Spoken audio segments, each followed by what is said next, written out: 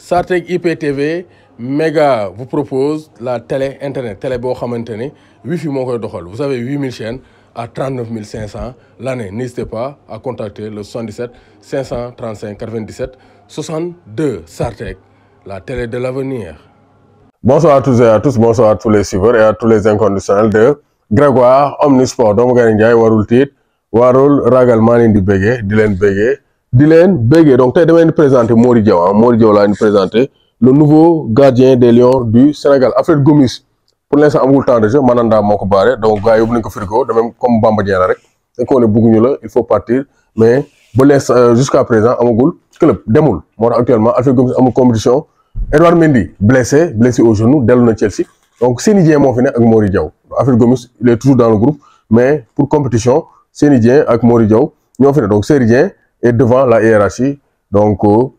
par rapport à Mori Diaw. Donc Mori Diaw nag c'est un Sénégalais donc Mori Diaw tukulóor la il est originaire du Nord ses parents sont originaires du Nord donc il est né le 22 juin 93 à Poissy donc formé au Paris Saint-Germain donc Paris lañ ko formé nag donc formé nañ ko Paris mais il n'a pas donc réussi à percer au Paris Saint-Germain mu jugee fa dem Portugal donc Portugal la njëkk a dem championnat deuxième division Mafra mu jugee fa dem Lokomotiv Plovdiv donc fële ca Bulgarie après mu jugee fa dem Lausanne def fa 3 ans avec de très bons matchs 35 matchs en 2020-2021 donc 28 matchs en donc 2021-2022 donc ren avec donc Clermont il a joué 8 matchs gis nañ ko face au Paris Saint-Germain il a été bon face à Marseille donc gis nañ ne vraiment donc Mori Diaw c'est un très bon gardien de but.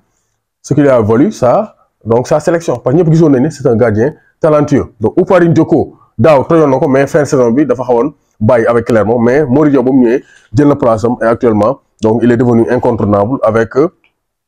donc Clermont moo tax donc sa sélection était devenue de plus en plus claire donc le joueur de Clermont donc gis nañ ne vraiment Krépin Diatta Pathé Ciss Ismaël Jakobs ñoom ñëpp ils sont bien donc vraiment entraînés donc y a pas eu de problème. Ismaïla Sarr Boulaye Dia Niakhaté en salle lañ entraîné nañu ak gars yi parce que remise en forme progressive il revient de blessure donc ndànk-ndànk lañ leen di traité donc Pablo Escobar donc le sélectionneur intérimaire de la Bolivie mu ne Sénégal devient une équipe brouillonne et désordonnée quand elle est pressée nee na Sénégal boo ko pressé rek ñoom dañuy ñàkk seeni moyens donc ils deviennent brouillons donc ils perdent leur maîtrise quoi donc loolu la bëgg a wax donc ils vont amener le pressing pour essayer de déboulonner donc de déboussoler donc l'équipe national du Sénégal donc Aliou Cissé il est averti pressing le Bolivie di indi alxati tojkaani pàccalingom riche bëggee donc faut Aliou Cissé indi tactique aussi pour mën a contourner donc vraiment la tactique du sélectionneur de la Bolivie donc Aliou Badji moom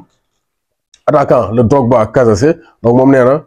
Bordeaux war naa mën a delluwaat première division donc Bordeaux ils ont une très bonne équipe ils font une très bonne saison donc je pense que bu ñu ko nee seen lancé bi ils peuvent faire partie donc des équipes qui vont rejoindre donc la Ligue 1 française donc vers un forfait d'Edouard Mendy donc Mendy déjà forfait. Iliman Ndiaye nag entraîneur bi il est fier de le voir sur le maillot de l'équipe nationale mais il est un peu inquiet parce que nee na voyage yu gudd na mais xam nga rek comme d'habitude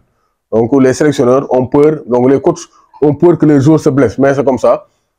à l'appel de la patrie donc mënoo ko téye day ñëw journée FIFA la par force day ñëw donc l'essentiel joueur nañ bañ a blessé delluwaat seen club continuer def ay performance parce que Iliman Ndiaye actuellement c'est le meilleur attaquant sénégalais du moment 5 buts en championnat amul benn attaquant Sénégal bu ko am donc vraiment donc on espère que il va continuer sur cette lancée parce que c'est un très bon joueur il va gagner donc en galon dans cette équipe nationale du Sénégal donc forfait de Noah Fadiga nee na il était déçu c'est normal première sélection le fils de Khalilou Fadiga mais ce n'est que partie remise parce que blessure on ne peut pas vraiment prévoir une blessure donc Nicolas Jackson moom nee na un rêve devenu réalité donc le poulain de Diomansy Kamara Nicolas Jackson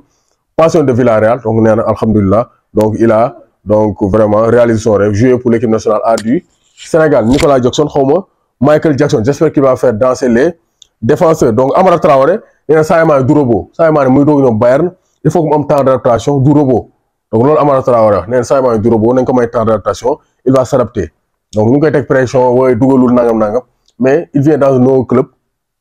un grand club bokk fa ay fekk fa ay joueurs d'expérience ay joueurs talentueux un nouveau système il faut que mu am temps mën a adapté wu donc loolu la Amara Traoré wax pour défendre donc vraiment pour défendre donc Sadio Mané donc ça c'est très clair donc Diao Baldé bon ñu ngi koy adressé suñu soutien moom il a été donc sorti de la liste forfait parce que ak problème antidopage am yooyu donc vraiment ñu ngi koy ñaanal ñu ngi koy soutenir parce que c'est un lion un grand patriote donc il a un grand état d'esprit même si temps sportivement ça ne va pas mais on espère que il va revenir donc en forme et que sanction bi ñu ko teg donc vraiment ñu lever ko comme ça donc il va continuer sa carrière tranquillement doomu Gaynde Njaay warul tiit warul ragal.